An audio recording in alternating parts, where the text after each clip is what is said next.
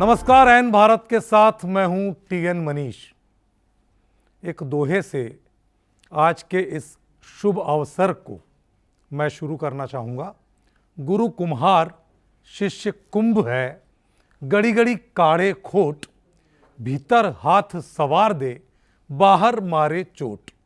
कहते हैं कि जहाँ संत वहाँ खिले बसंत। तो आज एन भारत परिवार के लिए ये बहुत ही बड़ा सौभाग्य का दिन है कि हम सबके परम पूजनीय सद्गुरु रितेश्वर जी महाराज आज आशीर्वाद देने हमारे साथ मौजूद हैं। उन्होंने अपना बहुत बड़ा एक हम लोगों के साथ में समय देकर के ये हमारे लिए एक सौभाग्य का दिन बना दिया, ये पल बना दिया। गुरुदेव, आपका बहुत स्वागत करते हैं एन भारत में, एन दर्शन और समूचे परिवार में। गुरुदेव, बात यह है कि आपका मैं देखा कि भूगर्भ और संस्कृत और बाल्यकाल से लेकर के और उच्च शिक्षा तक, क्या वो पल या प्रेरणा रही जब ईश्वर ने हम जैसे बच्चों के लिए आशीर्वाद के लिए आपको चुना? आपका प्रश्न ये है कि कब ईश्वर की तरफ हम चले, बढ़े, क्योंकि एक साधारण घर में रहते हुए, छात्र का जीवन व्यतीत करते हुए और इस धर्म के क्षेत्र में आने का समय और कारण, देखिए बाल्यकाल से ही हमारे घर में सनातन संस्कृति के मानने वाले हमारे दादा दादी, माता पिता, पिताजी यद्यपि वो साइंस के प्रोफेसर रहे और माताजी बहुत ही रिचुअल्स और बहुत ही अच्छी भक्त प्राण महिला रहीं। तो बच्चों के ऊपर जो पहला असर पड़ता है वो अपने माता का पड़ता है। तो माता और पिता के देन से ही भक्ति के इस क्षेत्र में मेरे जीवन में हमेशा एक प्रश्न रहता था कि क्या ये मनुष्य का जीवन ऐसे ही 70-80 साल के लिए है और उसके बाद समाप्त हो जाने का है, या इस जीवन में हम बहुत आनंदित होकर जी सकते हैं, लोगों को भी आनंद बांट सकते हैं। तो इसकी खोज रहती थी, बहुत बाल्यकाल से ही रहती थी। और फिर मेरी माँ मुझे प्रेरित करती इस मार्ग पर चलने के लिए, ईश्वर के मार्ग पर चलने के लिए, सत्य के मार्ग पर चलने के लिए। और बाद में हमने स्कूल कॉलेज सबकी पढ़ाई की। एक समय ऐसा आया कि जब जीवन में कुछ उथल पुथल होते हैं मनुष्य के, और उस समय मेरी माँ ने मुझसे कहा कि आप धर्म के पथ पर चलिए और जीवन में स्वयं धार्मिक होते हुए लोगों को भी धर्म का पथ दिखाते रहिए। तो एक अच्छा समय था मेरे लिए। जब आप धर्म पक्ष की ओर मुड़ते हैं, धर्म पक्ष की ओर चलते हैं, तो उसे उथल पुथल नहीं कहते, बल्कि उसे कहते हैं वो दुनिया का सबसे सुंदर दिन होगा जिस दिन आपके कदम अपने माता पिता और गुरु के बताए हुए मार्ग पर चल उठते हैं। तो धर्म कोई एक अलग सब्जेक्ट नहीं है। जीवन को ब्लिसफुल जीने का तरीका, जीवन में आनंदित रहने का तरीका, वही धर्म है। ऐसे कुछ ट्रिक्स हैं, ऐसे कुछ प्राचीन ऋषियों और ग्रंथों में लिखे हुए हमारे सूत्र हैं, अगर जिनको हम फॉलो करें तो हम बहुत आनंदित रहेंगे, प्रसन्न रहेंगे, खुश रहेंगे। और धर्म विरुद्ध रहने पर हमारे जीवन में डिप्रेशन होता है, तनाव होता है, और इससे तो पूरी दुनिया परेशान है, भारत भी परेशान है। तो धर्म डिप्रेशन, तनाव का सबसे बड़ा आज औषधि भी है और रासायन भी है। इसलिए मैं लोगों को ये कहूँगा कि आप भी धर्म पथ पर चल उठिए। समय बदलने के साथ में गुरुदेव, स्पिरिचुअलिटी जो है वो साइंस के साथ कितना कदम ताल कर रही है? देखिए, हमारे यहाँ पर एक बहुत बड़ी गलतफहमी है कि मिसअंडरस्टैंडिंग है। ये भौतिक जीवन अलग है और आध्यात्मिक जीवन अलग है। साइंस दोनों ही हैं, material science and spiritual science. एक हमारा इनर साइंस है, जो हमारा भी एक सॉफ्टवेयर है। अगर वो सॉफ्टवेयर करप्ट होगा तो मनुष्य के पास चाहे दुनिया की कोई भी वस्तु हो, वो कितना भी बड़े पद पे हो, एलन मस्क हो जाए, लेकिन उसकी चित्त की चिंता और विचलन कभी समाप्त नहीं हो सकती। और अगर आप धर्म पथ पर हैं, सुदामा की तरह कुछ भी आपके पास नहीं है जी। उसके बाद भी श्री कृष्ण जैसे सोने की नगरी के राजा द्वारिकाधीश। भारतवर्ष में दो ही लोग सोने के नगरी के राजा हुए, एक लंकाधीश रावण और एक द्वारिकाधीश श्री कृष्ण। दोनों ही सोने के नगरी के राजा हैं। एक जगह पर अपने भाई को लात मारी जाती है, अधार्मिक कृत्य किए जाते हैं, और एक जगह पर सुदामा जैसे मनुष्य को भी अपनी गद्दी पर बिठा करके उनके चरण को अपने अश्रु से प्रक्षालित किया जाता है। धन होना बुरी बात नहीं है, परंतु धर्म के अनुसार उस धन का प्रयोग करना शास्त्र, धर्म और गुरु के अनुरूप सीखना होता है। अगर आप वो सीख गए तो आपके जीवन में आनंद है, आह्लाद है, प्रेम है, शांति है। तो मैं यही मानता हूँ कि जीवन में हर व्यक्ति को साइंस से रिलेट करना चाहिए, पर ये जो एक फेक साइंस है आजकल के बच्चों को सिखाया गया है, हाँ हम तो विज्ञान मानते हैं, हमको धर्म से मतलब नहीं है। अरे धर्म साइंस ही है। ये विज्ञान जो आपको ये कैमरे बना के दे रहा है, ये टेलीविज़न बना के दे रहा है, मिक्सी बना के दे रहा है, हवाई जहाज़ बना के दे रहा है, पर आपके चित्त में अशांति है, आपके हृदय में अशांति है, आप तनाव में रहते हो, तो कितने भी डनलप पे रहो या एयरक्राफ्ट में रहो, वो तनाव मिटता नहीं है। तनाव को मिटाने का और आनंदित जीवन जीने की कला को प्रदान करने वाली जो विधा है उसको स्पिरिचुअल साइंस कहते हैं। और ये बात अगर स्टूडेंट समझ जाएं तो भारत का प्रगति और ज़्यादा हो जाएगा। आपने सनातन को लेकर मैंने देखा है कि काफ़ी मुखरता के साथ हर उस मोड़ पर और मौके पर गुरुदेव समाज को, देश को और सनातन प्रेमियों को दिशा दिखाई। ऐसे एक नहीं अनेक उदाहरण हैं। आपको क्या लगता है कि अभी हालिया हुआ स्वामी प्रसाद मौर्य जी ने एकदम सीधे कह दिया कि हिंदू धर्म धोखा है, इसके पहले स्टालिन, लगातार एक सीरीज चल रही है, तो किस तरह से हम सनातन प्रेमियों को इनसे पूरी तरह से एक बहुसंख्यक समाज के साथ आगे चलते हुए और हमारी अपनी जो परंपरा है ऋषि मुनियों की सदियों पुरानी, इतनी बड़ी तप के बाद मिला हुआ हमारा शास्त्र है और वो शस्त्र से ज्यादा धारदार है, उसको कैसे जो है आपको लगता है क्या क्या चुनौतियां हैं इस राह में? देखिए, स्वामी प्रसाद मौर्य हों या स्टालिन हों या ऐसे कोई भी लोग हों, उनको जब तक ये समझ में आता है कि उनके इस वाणी से उनके वोट बैंक बढ़ेंगे तो ऐसी बातें करते रहते हैं। जिस दिन उनको ये समझ में आ जाएगा कि ये कहने से हमारा नुकसान हो जाएगा, ना मैं जीत पाऊंगा ना मेरे बेटे बेटी जीत पाएंगे, तो वो तुरंत बदल लेंगे। न उनको जय श्री राम कहने में संकोच है और न उनको सनातन धर्म को एड्स कहने में संकोच है, क्योंकि उनका गोल बड़ा डिफाइन किया हुआ है। What's your process, it's not important, what's your motive, it's more important. उनका मोटिव है सत्ता, उनका मोटिव है पावर, उनका मोटिव है धन। तो उसके लिए जब जब उन्हें करवट बदलना होता है, और सभी ऐसे ही करते हैं, मैं स्वामी प्रसाद मौर्य या स्टालिन को क्यों गलत कहूँ, जब अज्ञानता है इस देश में, जहाँ हम मत के नाम पर, मजहब के नाम पर, जातियों के नाम पर, छुआछूत के नाम पर अलग अलग बटे हुए हैं, तब तक ऐसे लोग कुछ ना कुछ बोलते रहेंगे। इनको आशा रहती है कि ये मैं बोलूँगा तो एक तबके के लोग मेरे साथ आ जाएंगे और मुझे वोट मिलेगी। लेकिन जैसे जैसे भारत ज्ञानवंत होगा, नॉलेज होगा भारत के पास में, अपने आर्ष ऋषियों के, अपने सनातन संस्कृति का, अपने वैदिक सनातन संस्कृति और विज्ञान का, तो फिर ऐसे लोग ऐसी वाणी बोलना बंद करेंगे। पर मैं नहीं मानता कि धमकी से किसी की वाणी को आपको बंद कराना चाहिए।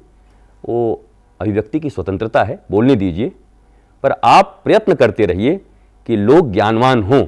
जैसे जैसे ज्ञानियों की, अच्छे लोगों की संख्या बढ़ेगी तो ये लोग ये बोलना बंद कर देंगे। जब तक बाजार में खरीदार हैं अज्ञानी लोग, तब तक ये अपने माल को बेचते हैं। जब खरीदने वाला कोई नहीं होगा तो नहीं बेचेंगे। इसलिए मैं स्टालिन या स्वामी प्रसाद मौर्य की मैं दोषी नहीं मानता। वो अपने वोट के लिए कर रहे हैं और उनको करना चाहिए। अच्छा, हमारे समाज में माँ पहली पाठशाला हुई हमेशा संस्कारों की।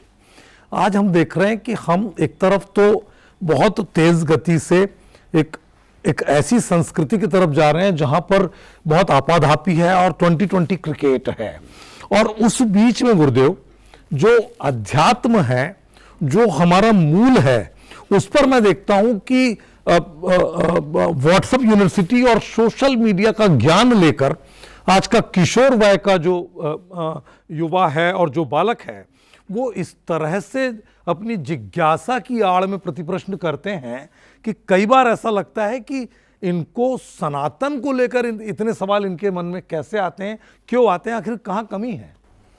देखिए, इस देश में 1000 वर्ष तक विदेशी लोगों का शासन रहा। शक हों, हूण हों, पुर्तगाली हों, डच हों, अंग्रेज हों, मुगल हों, सब आते गए और भारत को गुलाम बनाकर उन्होंने अपनी संस्कृति को बर्बरतापूर्वक यहाँ पर लगाया, बनाया और उसके द्वारा भारत की संस्कृति बदली, यहाँ की शिक्षा व्यवस्था बदली, यहाँ के सनातन संस्कृति को विक्षिप्त करने का उन्होंने, अशुद्ध करने का प्रयास किया और वो काफ़ी हद तक सफल भी हुए। देखिए, मैकॉले की शिक्षा व्यवस्था में हमें धर्म, प्रेम, शांति, आनंद, इनर मैकेनिज्म, इन सब विषयों में कोई भी ज्ञान हमें नहीं दिया जाता। हमें केवल धन कमाने की, और वो भी नौकर बनने की, नौकरी करने की। इस दुनिया में आप किसी से भी पूछो ना, हार्वर्ड से पढ़ करके आए, दास्ता की मानसिकता है, हार्वर्ड से पढ़ करके आए कि यहाँ नोएडा के सरकारी विद्यालय में पढ़े, क्यों पढ़ रहे हो भैया? नौकरी करेंगे। नौकर बनने के लिए आए हो, मालिक भी कभी बनोगे। परमात्मा ने आपको बनाया है, the beginning of real spiritualism is who am I, why I am here, what I am doing. मैं कौन हूँ, क्यों आया हूँ, क्या करना चाहता हूँ। और ईश्वर अंश जीव अविनाशी चेतन अमल सहज सुख राशि मम एवांशे जीवलोके जीवभूत सनातन। मैं उनका अंश हूँ। तो मिस्री का इतना बड़ा ढेला हो या इतना छोटा कण, होंगे तो दोनों मीठे ही। तो जब मैं परमपिता की संतान हूँ तो वो शक्ति तो मेरे भीतर भी होगी। लेकिन मैकॉले की शिक्षा व्यवस्था ने हमें 2 टके की नौकरी करने के लिए सिर्फ विद्या दी है, उतना ही हमें योग्य बनाया है, बल्कि हमें अयोग्य बनाया है। लेकिन जीवन की विद्या हमको नहीं दी गई। जीविका की विद्या तो दी गई, पर जीवन की विद्या नहीं दी गई। आप ये जितने भी लोग देखते हैं, बच्चे पढ़े लिखे जितने भी हैं स्कूल में, कॉलेज में, अब इनकी आप आलोचना नहीं कर सकते क्योंकि इनको यही विद्या मिली है।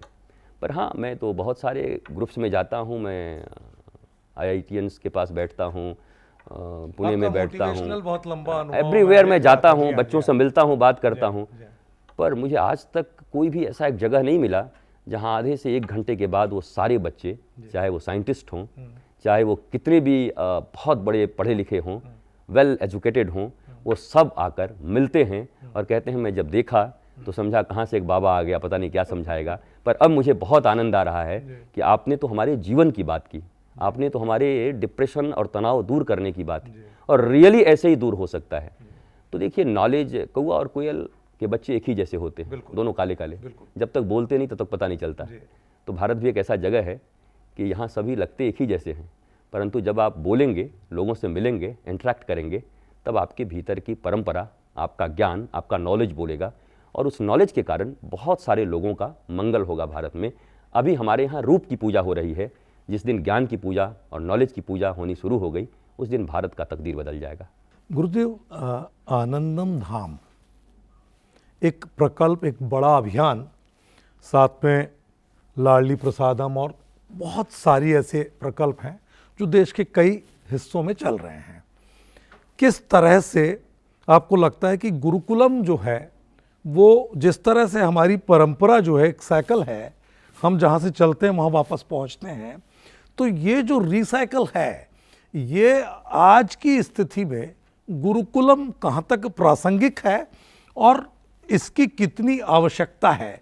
क्योंकि महाराष्ट्र और दक्षिण को अगर मैं छोड़ दूं तो संस्कृति का जो वाहक जन वहाँ दिखता है 2 राज्यों में, दूसरे राज्यों में उसका अभाव नजर आता है। देखिए, शब्द बड़ा प्यारा है, गुरुकुल। गुरु का अर्थ होता है अंधकार से प्रकाश की ओर जो ले जाता है, और कुल का अर्थ है समूह। तो अंधकार से प्रकाश की ओर ले जाने वालों के पास एक जो समूह है बैठा हुआ, उसको गुरुकुल कहते हैं। वो समूह जो एक ऐसे पर्सनालिटी के सामने बैठा हुआ है, व्यक्तित्व के सामने, जो समस्या की ओर नहीं ले जाते बल्कि समाधान की ओर ले जाते हैं, जो अंधकार से प्रकाश की ओर ले जाते हैं, जो अहंकार से विनम्रता की ओर ले जाते हैं, उसी को गुरुकुल कहा जाता है। गुरुकुल कोई स्ट्रक्चर नहीं है कि हमने बहुत मिट्टी के कुछ घर बना दिए, बाहर से खूब सुंदर संस्कृत में गुरुकुलम लिखवा दिया, और भीतर फिर वही प्रोफेशनलिज्म और वही इकोनॉमी और वही सारा फिनांस का मैटर और बिल्कुल एक व्यापार की तरह प्रॉफिट लॉस। तो वो गुरुकुल कहने से हो नहीं जाएगा।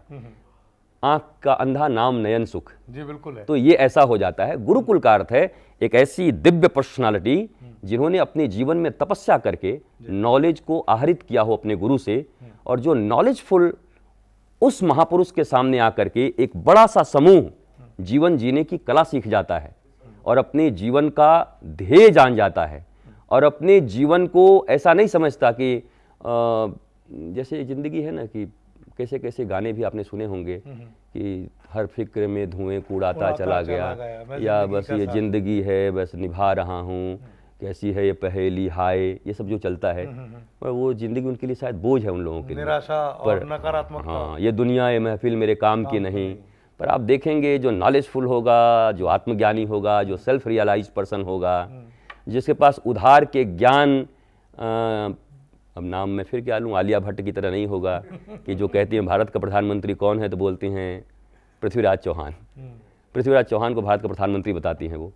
तो अगर वो सेल्फ नॉलेज उनके पास हो और अपने आप को ईश्वर का अंश समझकर स्वयं को आनंदित कर पाने में वो समर्थ हों, तो सारी दुनिया को भी आनंदित कर सकते हैं। तो गुरुकुलम का सीधा सीधा अर्थ होता है रामकृष्ण परमहंस जो 5वीं और 4थी क्लास फेल थे जी।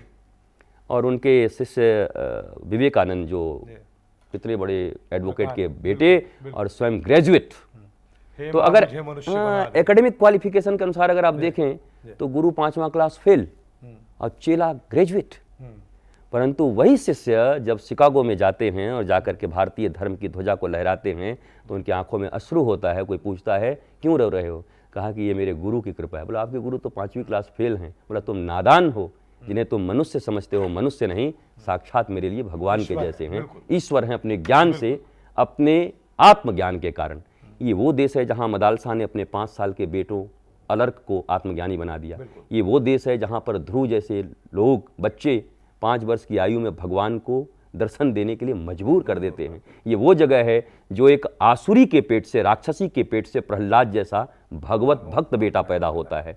तो ये देश, ये संस्कृति बड़ी गहरी है। और एक बात मैं आपको बड़े प्यार से कहता हूँ, जब तक हमारे देश में सनातन के 16 संस्कारों का पालन शुरू नहीं होता, तब तक सिर्फ हमारा अंतिम संस्कार होता रहेगा।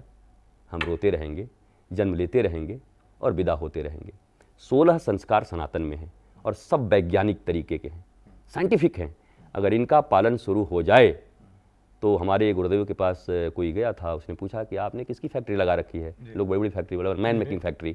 मैंने मनुष्य बनाने का कारखाना लगाया है। हमारा आनंदम धाम भी मैन मेकिंग फैक्ट्री है। हमने बहुत बड़ा कारखाना लगाया हुआ है जहाँ मनुष्य का निर्माण होता है, जहाँ मनुष्य मनुष्यता को प्राप्त करके आनंदित आह्लादित होकर के पूरे विश्व में इस सुबास और खुशबू को बिखेरता है कि देखो जी मनुष्यता इसको कहते हैं। और आनंदम धाम वही केंद्र स्थल है और उस केंद्र स्थल में रह करके मैं वही काम कर रहा हूँ जिससे मनुष्य को मनुष्य होने का गौरव प्रदान कर सकूं, क्योंकि वो भूल चुका है कि वो मनुष्य है, केवल और केवल यंत्र की भांति।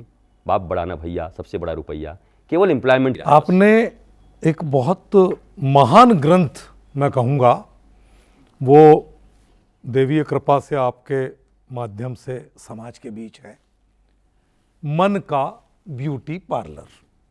तो ये जो मन का ब्यूटी पार्लर है, आपको क्या लगता है कि एक जो दिशा हम जहाँ भ्रमित हैं ग्रंथों को लेकर, जैसे आपका कहना रहता है कि एक बार सच्चे हृदय से अगर हम हनुमान चालीसा को कर लें और सुंदर कांड कर लें तो प्रबंधक जो है, सबसे बड़े प्रबंधन गुरु हनुमान जी हैं।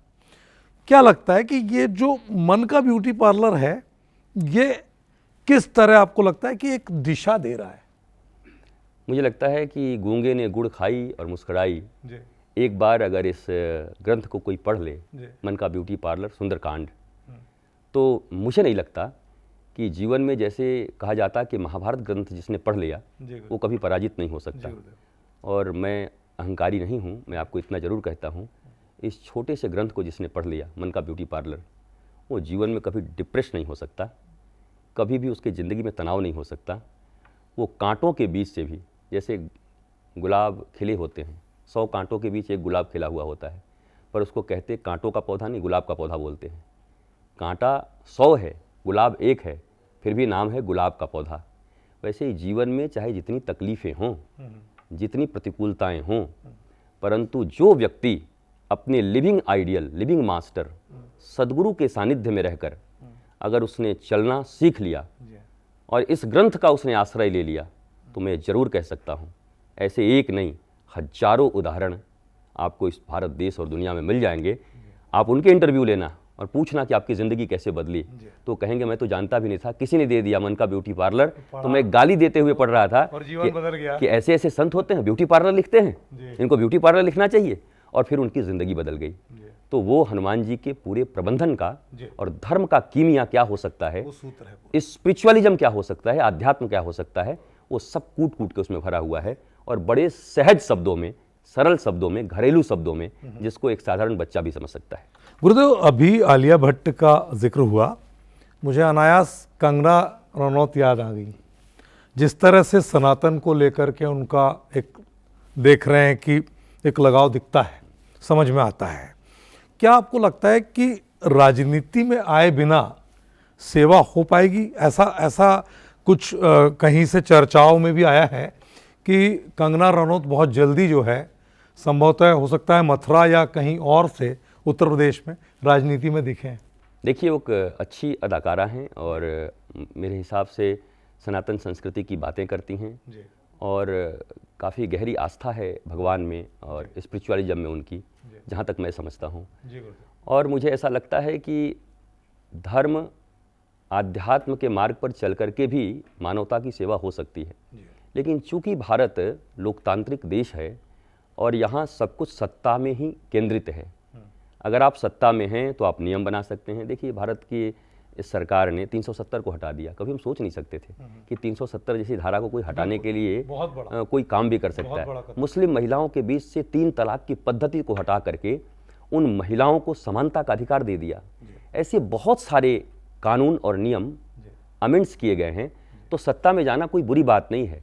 यही बात तो हमारे लोगों को सिखाया गया कि राजनीति बड़ी बुरी चीज़ है। अगर राजनीति इतनी ही बुरी चीज़ है तो क्या सारे बुरे लोगों के द्वारा गवर्न हो रहा है ये देश?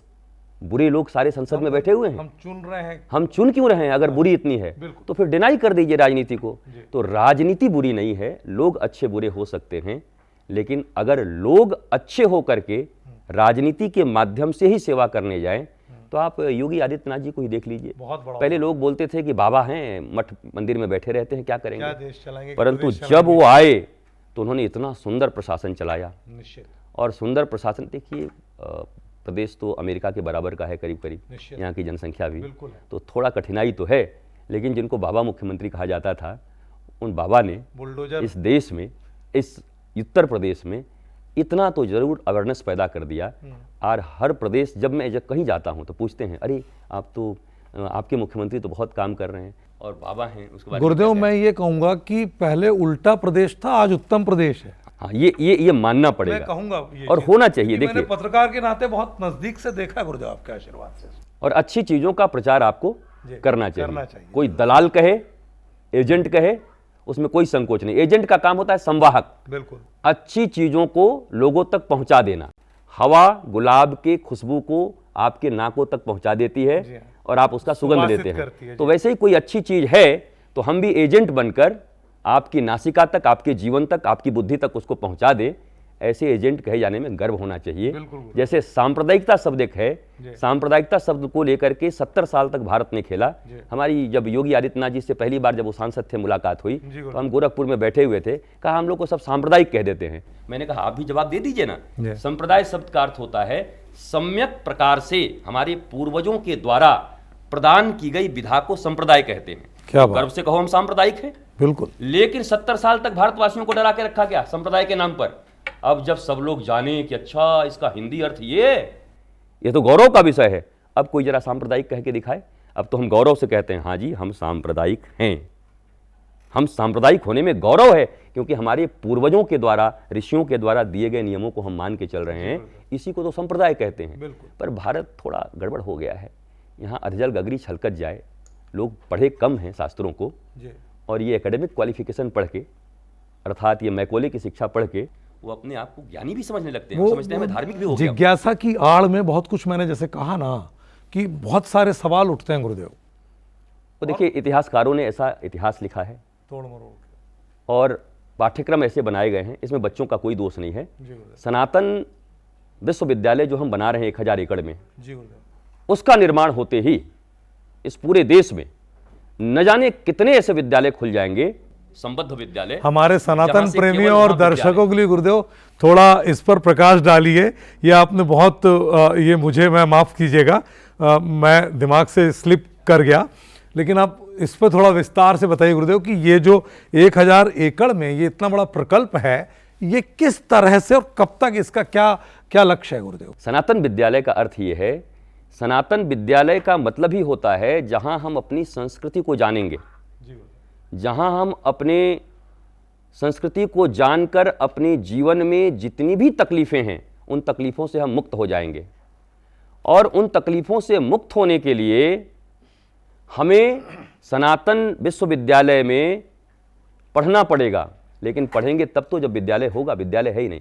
हमारा मामला ऐसा है, सनातन विश्वविद्यालय 1000 एकड़ में एक ऐसा जगह बन रहा है जहां पर 20 फैकल्टीज़ की पढ़ाई होंगे, और वहां से पढ़ के जब बच्चा बाहर आएगा तो नौकरी के लिए तरस नहीं रहा होगा, बल्कि लोगों को नौकरी दे रहा होगा। हमारे 16 संस्कार की उसमें जानकारी होगी, हमारे 16 संस्कार के विधा उसमें बताए जा रहे होंगे। तो ये तो बहुत बड़ा प्रकल्प है और 2-4 मिनट में बताना भी बड़ा मुश्किल है। ये इतना जरूर कब कह सकता तक हूं कब तक कि प्राचीन आकार ले लेगा? भारत का गौरव वापस आ जाएगा। ये मैं उम्मीद करता हूं कि 2 महीने में इसका पहले ऑनलाइन पहले या ये लोग खड़े होकर के ये कर लेंगे, भूमि पूजन इत्यादि, और ये आकार लेते लेते बहुत वर्ष नहीं लगेगा। लोग कहते हैं ना कि 50 वर्ष में बनेगा, ये वर्ष में बनेगा। जैसे 492 साल में राम मंदिर बना, तो मुझे पक्का पता है अब कृष्ण मंदिर 492 दिन के अंदर बन जाएगा, फैसला आ जाएगा। वैसे ये सनातन विश्वविद्यालय जो है, वो सनातन विश्वविद्यालय बहुत समय नहीं लेगा। आप इसको 2-3 वर्ष के भीतर दुनिया के सबसे बड़े सनातन विश्वविद्यालय के रूप में, जहां दुनिया के सारे लोग आएंगे सनातन की शिक्षा को देखने और पढ़ने कि सनातन शिक्षा से क्या क्या बदलाव हो सकते हैं, क्योंकि तनाव तो पूरी दुनिया में है, 90% दुनिया तनाव में है। तो सनातन संस्कृति की जरूरत तो सबको है, आएंगे तो सभी, और वो आएंगे, पढ़ेंगे, देखेंगे, और वसुधैव कुटुंबकम सनातन के द्वारा पूरी वसुधा का तनाव मिटेगा, डिप्रेशन मिटेगा, और भारत को लोग विश्व गुरु के रूप में स्वीकार करेंगे कि भारत ने मुझे तनाव रहित जिंदगी दी। अब बिल्कुल 2-3 छोटे छोटे से सवाल गुरुदेव।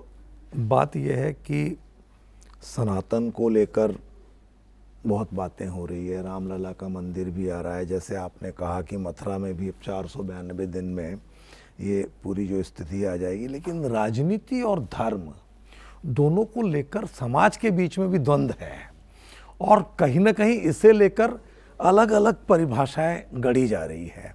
धर्म के लिए, राजनीति के लिए धर्म पहली सीढ़ी क्यों होना चाहिए?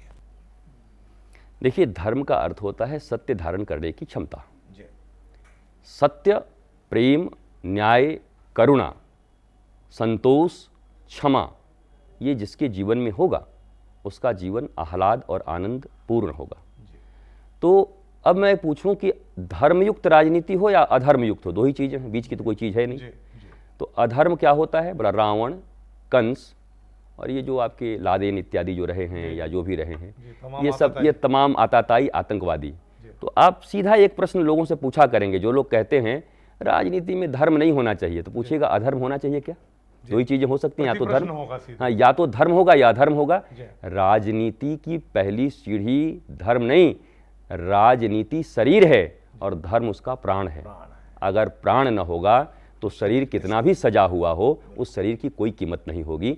धर्म प्राण राजनीति जब होगी तो लोकहित की बात होगी, लोक कल्याण की बात होगी, और केवल रोटी, कपड़ा और मकान, 2-4 दुकान और फिर श्मशान, ये नहीं होगा, बल्कि उसके साथ साथ आत्मज्ञान, आत्मसम्मान और आनंद की प्रक्रिया आगे बढ़ेगी अगर धर्म होगा राजनीति में। तब सवाल एक ये भी था गुरुदेव कि अभी जो वर्तमान स्थिति है, उस स्थिति में हम देख रहे हैं, जैसे आपने शिक्षा पद्धति की बात की, आप एक मोटिवेशनल स्पीकर के तौर पर तमाम समाज को, युवाओं को जागरूक करने पहुंच रहे हैं। इस समय परिवार टूट रहे हैं गुरुदेव, अब हम न्यूक्लियर फैमिली की तरफ हैं, उसके बहुत सारे कारण हैं।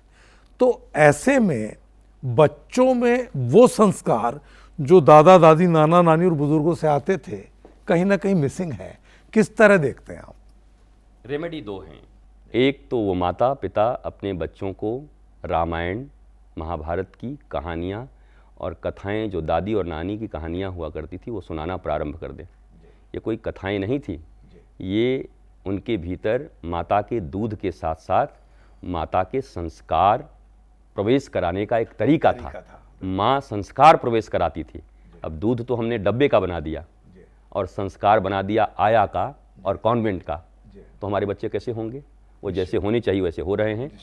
और दूसरी चीज, जिस सनातन विश्वविद्यालय की मैं बात कर रहा हूँ, जब तक शिक्षा में आमूलचूल परिवर्तन नहीं होगा तब तक G4 जेंटलमैन में टाई कोट पैंट पहन के आदमी खड़ा रहेगा, तब तक कंफ्यूजन रहेगी। जिस दिन धोती कुर्ता पहन के अपने दादाजी को जेंटलमैन हम कह सके, तब भारत का परिवर्तन हो सकता है। अभी तो हम अपने दादाजी को गंवार समझते हैं, एक खेत में धोती कुर्ता पहन के खड़ा है, और वो जो कोट पैंट पहन के टाई लगा करके और ऑफिस में जाकर सरकारी ऑफिस में रोज घूस लेता और चोरी करता, उसको हम जेंटलमैन समझते हैं। तो ये अवधारणा जब तक नहीं बदलती है, तो ये अवधारणा बच्चों के पढ़ाई में ही बदलेगी। और शिक्षा व्यवस्था बदलने के लिए ही मैंने सनातन विश्वविद्यालय कोई एक छोटा सा विश्वविद्यालय नहीं है, ये भारत की पूरी शिक्षा व्यवस्था को आमूलचूल रूप से बदल देगा। विद्यालय जो लाखों हैं, वहां पर सनातन बोर्ड चलने लगेंगे, क्योंकि भारत सरकार को आज नहीं कल सनातन बोर्ड बनाना पड़ेगा। और भारत सरकार भी इस दिशा में सोच रही है। हम बहुत जल्द सनातन बोर्ड में अपने बच्चों को पढ़ा पाएंगे। गुरुदेव, एक जो आपने संस्कारों की बात की, 16 संस्कारों की, पाणी ग्रहण एक ऐसा संस्कार है जिसमें मुझे लगता है कि अतीत की गलतियों से सबक लेने की ज़रूरत है। आप जागरूक कर रहे हैं लोगों को, और आपकी स्पष्ट मान्यता है कि हिंदू धर्म में शाम का या रात का 7 फेरों का जो पूरा संस्कार है वो नहीं होना चाहिए पाणी ग्रहण। वैदिक रीति के अनुसार वो तो वैदिकों ने कहा कि नहीं, इस मामले में हो सकता है। मैं इस विवाद में नहीं जाता। मैं सिर्फ ये कहा कि मुगल कालीन समय में रात्रि को विवाह छुप छुपा के करा दिए जाते थे, ताकि बहू बेटियों को उठा के ले जाया करते थे, तो धीरे से उनका विवाह करके उनको विदा कर दिया जाता था। और वेद में भी ऐसी कोई बातें हैं कि सबसे अच्छा अभिजित मुहूर्त दिन के या प्रातः, एकदम प्रातः वो जो विवाह हो वो बड़ा अच्छा होता है। मैंने सबसे ज़्यादा विरोध किया था वो पेप्सी कोला, वो शराब, वो बियर, वो फूफा जी चमड़े के बेल्ट लगा करके सोफा पे बैठ के ऐसे बैठे हुए हैं। अरे विवाह एक संस्कार है जहाँ देवता अपने आहुति को लेने आ रहे हैं। अब ऐसा आदमी जहाँ शराब पी के बैठा होगा, शराबी कबाबी, जूते पहनकर बैठा होगा, हवन चल रहा है, 7 फेरे लिए जा रहे हैं, 7 वचन दिलाए जा रहे हैं, विवाह के समय वर को विष्णु और कन्या को लक्ष्मी स्वरूप समझा जाता है। और यहाँ पर ये अपसंस्कृति फैलाने वाले लोग, इसलिए विवाह में 2 तरह के कार्ड बनाने चाहिए, एक लाल एक पीला। पीला जिसको जाए वो आए, और लाल जिसको जाए उसकी मिठाई वहीं पहुंच जाए। मतलब जो ये शराबी कबाबी लोग हैं उनको लाल कार्ड दिया करिए और 1 किलो मिठाई और 500 रुपये उनके घर पहुंचा दिया करिए कि आपको आने की ज़रूरत नहीं है, क्योंकि आप जब आओगे तो इस विवाह के परम पुनित संस्कार को, जो कि एक यज्ञ है जहाँ पति पत्नी दोनों शपथ ले रहे होंगे, और उस शपथ के बाद उन्हीं के गर्भ से कोई संतान ध्रुव और प्रहलाद बन के आना होगा। तुम जैसे आताताइयों और तुम जैसे राक्षसों के बीच अगर ये विवाह संपन्न हुआ तो फिर रावण और कंस ही पैदा होंगे। इसलिए विवाह बड़ी पवित्र चीज़ है। मैं फिर कहता हूँ, रिसेप्शन इत्यादि जहाँ करना है कर लो, पर विवाह तो अपने परिवार के गिने चुने श्रेष्ठ लोगों के बीच ही इस यज्ञ का संपादन होना चाहिए, क्योंकि यहाँ से भारत का निर्माण और मनुष्य का निर्माण शुरू होगा। देश के लिए लोकतांत्रिक व्यवस्था में सनातन कितना अनिवार्य है, और इसके बिना हमारी लोकतांत्रिक व्यवस्था बहुसंख्यक समाज के साथ कितना न्याय कर पाएगी? देखिए, सनातन का अर्थ होता है शाश्वत। सनातन कोई सेक्ट नहीं है, सनातन कोई कास्ट नहीं है, सनातन कोई हिस्सा नहीं है छोटा सा। ये पूरा का पूरा जो विश्व आप देख रहे हैं, 8 अरब की जनसंख्या, ये सब सनातनी है। जो शाश्वत को मानता है, जो सुंदर को मानता है, जो शिव को, कल्याण को मानता है, वो सब सनातन है। सनातन कोई छोटा सा हिंदुस्तान में रहने वाले किसी बिहार उत्तर प्रदेश में 10-20 लोग थोड़ी हैं। सनातन का मतलब जिसके जीवन में आनंद, प्रेम और शांति की चाह है, खोज है, जो आनंद में रहना चाहता है, वो हर व्यक्ति सनातनी है। तो मेरी दृष्टि से तो 8 अरब लोग ही सनातनी हैं। धर्म तो एक ही है, सनातन। मत 1000 हो सकते हैं, नाना मुनि नाना मत, जितने मनुष्य उतने मत हो सकते हैं, पर धर्म तो एक ही है, सनातन। और सनातन धर्म की उद्घोषणा है धर्म का, अधर्म का, नाश हो, विश्व का कल्याण, प्राणियों में सद्भावना ये हो। और कौन कहता है? जी ये तो सिर्फ सनातन वाले ही कहते जी। हैं। तो ये संपूर्ण विश्व और पृथ्वी का धर्म है। इसलिए लोकतांत्रिक व्यवस्था में सनातन बोर्ड भी होगा और सनातन दृष्टिकोण से ही सारे नियम, कायदे और कानून भी बनाए जाएंगे। अभी तो पुलिसिंग व्यवस्था भी ब्रिटिशों के अनुरूप है, बिल्कुल है। कानून व्यवस्था भी ब्रिटिशों के अनुरूप है। देश आज़ाद हुए इतने 75 साल हो गए, अमृत काल में मुझे पक्का विश्वास है 2047 के पहले भारत सनातन भारत होगा और सनातन भारत में सनातन नियम होंगे और सारी दुनिया इसकी खुशबू को ले रहा होगा और दुनिया के लोग यहाँ पर प्रेम, शांति और आनंद का पाठ पढ़ने आएंगे। किसी को राजनीति में आना किस स्तर पे चाहिए और देश को आज भगवा धारण किए हुए जिसका कोई वैराग्य है, जिसके पास कोई ना आगे है ना पीछे, उन्हें सिर्फ एक सेवा का लक्ष्य है, ऐसे जैसे माननीय योगी आदित्यनाथ जी हैं, और आपको क्या लगता है कि इस प्रतिशत में और कितनी वृद्धि की आज जरूरत है, समय की मांग है? देखिए, संन्यास शब्द का अर्थ होता है सम्यक प्रकार से उस परम, चरम और उस श्रेष्ठ महापुरुष जिसे हम परमात्मा कहते हैं, उनके चरणों में न्यस्त होने की प्रक्रिया को संन्यास कहते हैं। सम्यक प्रकार से न्यस्त होने की प्रक्रिया को संन्यास कहते हैं। भगवा शब्द सूर्य से लिया गया है, सूर्य का भगवा कलर है, सूर्य का अर्थ होता है ज्ञान। तो भगवा से ज्ञान का लक्षण है। भगवा कोई ऐसा कलर नहीं है, हरा भी हमारा है, नीला भी हमारा है। हम तो नीला पहन के निकलते हैं, बोला गुरुजी आप कोई मायावती जी को ज्वाइन कर लिए क्या? हमने पूछा राधा रानी नीलांबरी पहले हैं और बलराम जी नीले कपड़े पहले पहना करते थे कि पहले मायावती जी पहनती थी? पहले कौन आया? बलराम, भगवान बलराम नीलांबर, राधा रानी का नीला, आकाश नीला, हरा भी हमारा, पीला भी हमारा, नीला भी हमारा, काला कबीरदास की काली कमरिया, सूरदास की काली कमरिया, कृष्ण भगवान की काली कमरिया, तो काला भी हमारा, सफेद भी हमारा, या कुंदिन तुषार हार धवला, तो सरस्वती जी हमारी सफेद भी हैं। तो सब रंग तो हमारे हैं। ये रंग कब से बांटना शुरू कर दिया? राजा को पता नहीं और जनता गांव बांट के तैयार। भैया उस परमात्मा ने सातों रंग को बनाया, ये सारे रंग सृष्टि के हैं, सनातन के हैं। हरा भी हमारा है, वो तो हम तो रंग भी कुछ दिन में बांट देंगे। पता चलेगा नहीं हमारा नहीं पहनेंगे, क्यों? वो तो हमने बांट दिया, पाकिस्तान को दे दिया। अरे हरा हमारा है, हरा रंग है, हरी हमारी धरती की अंगड़ाई। ये देखिए हरा हरा पीछे लगा हुआ है सब, तो हरा तो हमारा है, हरा भरा। इसको कैसे बांट दे रहे हैं आप? इसलिए रंग के प्रति कोई नफरत नहीं है। तेरा आंचल हरा भरा धानी धानी, तो सब हर रंग हमारे हैं। तो भगवा ज्ञान का प्रतीक है। भारत देश का नाम भारत इसलिए पड़ा, भा का अर्थ होता है सूर्य, सूर्य का अर्थ होता है ज्ञान। जिस भौगोलिक क्षेत्र में रहने वाले लोग ज्ञान में 24 घंटे रत रहते हैं उसको भारत कहते हैं, इसलिए इसका नाम भारत पड़ा। तो राजनीति का सवाल रह गया। राजनीति में अभी और बाबा लोग आएंगे। हाँ, वही मैं जानना जो चाहूँ। तथाकथित सन्यासी की बात कर रहे हैं, जी, जी, जी। सन्यासी भी आएंगे, बाबा जी भी आएंगे। अभी तो एक प्रदेश में हैं, आने वाले समय में सारे प्रदेशों में आपको भगवाधारी मुख्यमंत्री ही दिखाई पड़ेंगे। अंतिम बात ये कि एन दर्शन के और एन भारत के संकल्प सनातन के साथ और सोच नए भारत की के साथ हम सब आपके बच्चे हैं और आपके आशीर्वाद से आगे बढ़ रहे हैं। दर्शकों को क्या आशीर्वचन, क्या संदेश? मैं इस चैनल के लिए इस सारी टीम को शुभकामना देता हूं और वास्तव में जो लोग भी हैं वो सब हमारे ही हैं, हमारे बच्चे हैं। इन भारत इतना प्यारा नाम है। मैं आज आया तो सब देखकर भी आश्चर्यचकित रहा, कितना सुंदर व्यवस्था आपने बनाया है।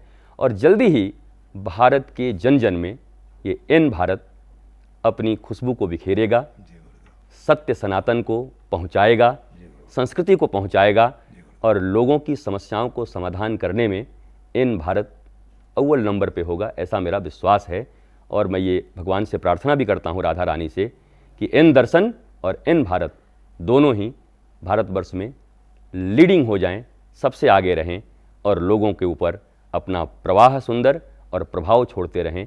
भारत सनातन संस्कृति को माने और आनंदित हो जाए। तो प्रसाद का पूरा अर्थ होता है प्रभु के साक्षात दर्शन, और जब गुरु प्रसाद आशीर्वाद के तौर पर मिल जाए तो ऐसा लगता है कि हमसे बड़ा बड़भागी कोई नहीं होगा। परम पूज्य सद्गुरु का बहुत बहुत आभार एन भारत में आने, तमाम चर्चा करने, हमें आशीर्वाद देने और समाज को अपने एक प्रेरक दिशा देने वाले उद्बोधन से नई दिशा की तरफ ले जाने के लिए प्रवृत्त करने की पूरी जो आपकी मुहिम और अभियान है, आपको विश्वास दिलाता हूं कि ऐन भारत परिवार आपके इस अभियान में अपनी छोटी सी आहुति, गिलहरी योगदान देकर अपने आप को सौभाग्यशाली मानेगा। ऐन भारत के लिए अब तक इतना ही। देखते रहिए और भी खबरों के लिए ऐन भारत। नमस्कार।